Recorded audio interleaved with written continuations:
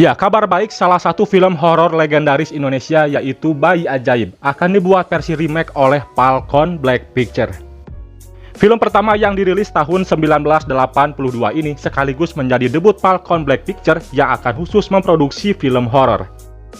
Ya, Bayi Ajaib dengan genre horor supernatural pertama kali dibesut oleh sutradara Tindra Rengat, dan film ini disebut sebagai salah satu yang paling menyeramkan di Indonesia.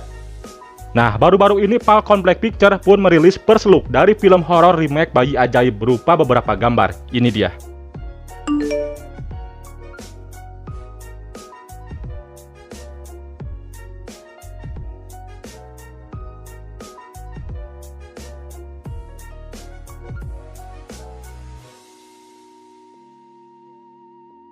Film horor jadul fenomenal yang bercerita tentang kelahiran bayi yang dirasuki setan, berjudul Bayi Ajaib, akan kembali menghantui penonton dengan karya yang dibuat ulang.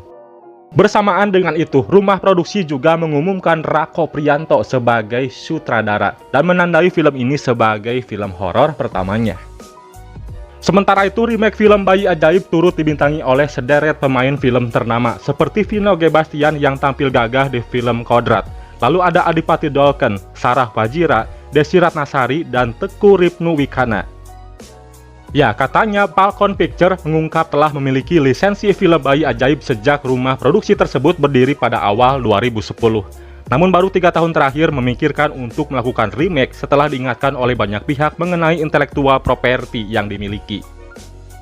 Bayi Ajaib memang sangat monumental saat itu, terkenal unik banget karena ada bayi dengan wajah tua mengerikan yang traumatik. Ya, kisahnya ada Kosim dan Dorman tengah berambisi jadi lurah di sebuah desa. Desa itu diketahui memiliki tambang intan. Nah, guna menyukseskan keinginannya, masing-masing merebut simpati warga dengan cara yang berbeda. Kosim, orang kaya mendadak usai menemukan sebutir intan, membagi-bagikan uang kepada warga. Di sisi lain, Dorman sebagai keturunan Portugis meminta tolong kepada Alberto Dominic, leluhurnya yang dikubur di desa itu. Demi untuk mendapatkan kedudukanku sebagai lurah, bantulah aku dengan cara apapun juga. Semua isi kamu akan menjadi milikku karena kau. Nah, pada saat yang sama, Sumi alias istri Kosim tengah hamil. Hasil pengamatan dukun setempat menyebut ada yang aneh dengan kandungan Sumi.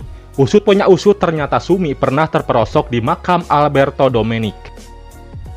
Ramalan dukun benar, mulai terjadi hal-hal mistis selepas Sumi melahirkan. Sorot mata bayi dari Sumi dan Kosim membawa petaka. Ya, Alberto Dominic merasuki Didi sejak lahir, yaitu bayi yang sedang dikandung oleh istri Kosim. Setelah sederet teror mengerikan, film ini diakhiri juga dengan salah satu ciri khas film horor jadul, di mana sosok hantu yang merupakan tokoh jahat akan selalu kalah dengan kebaikan yang diwakilkan oleh tokoh religius.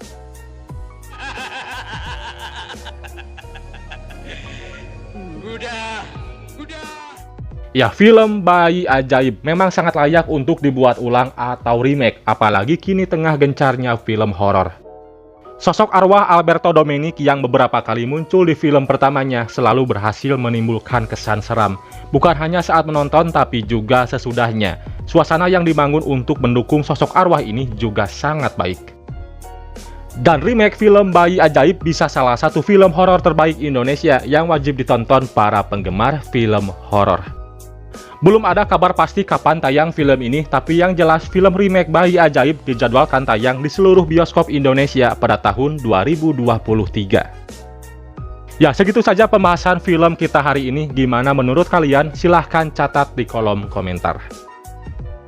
Dukung terus channel ini dengan kasih like, subscribe, komen, share ke media sosial, dan jangan lupa aktifin notifikasinya agar kalian tahu update video menarik lainnya dari channel ini, guys.